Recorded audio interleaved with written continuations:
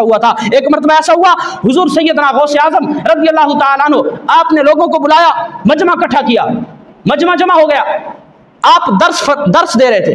اچھا سیدنا غوث اعظم رضی اللہ تعالیٰ عنہ کی کتابیں پڑھو تو کتابیں پڑھنے کے بعد یہ معلوم ہوتا ہے کہ آپ نے جتنا توحید کو بیان کیا، آپ نے جتنی محنت توحید بیان کرنے میں کی ہے کسی اور موضوع پر نہیں کی۔ آپ کی کتابیں توحید کے متعلق بھری پڑی ہیں، آپ نے لوگوں کو عقیدہ توحید سمجھایا ہے، تو آپ عقیدہ توحید اکثر اس پر بات کیا کرتے تھے۔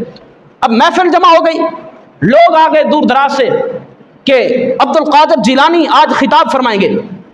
جب لوگ جمع ہوئے آپ نے خطاب فرمانا شروع کیا، اوپر سے بارش آ گئی۔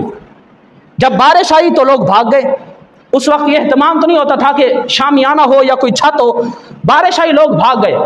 اب حضور غوث اعظم نے اللہ کی بارگاہ میں دعا مانگی، یا اللہ تیرا دین بتانے کے لیے بڑی مشکل سے لوگوں کو جمع کرتا ہوں، بڑی مشکل سے لوگوں کو اکٹھا کرتا ہوں کہ تیری باتیں سمجھاؤں، تیری توحید اور تیرے محبوب کی رسالت سمجھاؤں، تو اوپر سے بارش نازل کر کے لوگوں کو بھگا دیتا ہے۔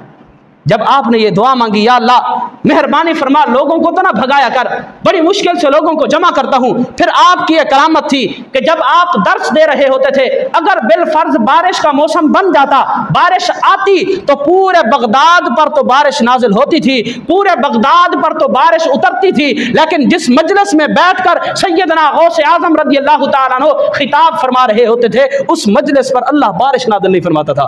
لوگ سکون سے بیٹھ کر حضرت سیدنا غوث اعظم رضی اللہ تعالیٰ عنہ کا خطاب سنا کرتے تھے۔ تو یہ حدیث کا مفہوم ہے، اللہ کے نبی صلی اللہ تعالیٰ علیہ وسلم نے ارشاد فرمایا ہے، جب بندہ مجھ رب کو راضی کرتا ہے، اللہ فرماتا ہے پھر وہ مجھ سے جو کچھ مانگتا ہے میں اپنے بندے کو ضرور عطا فرماتا ہوں۔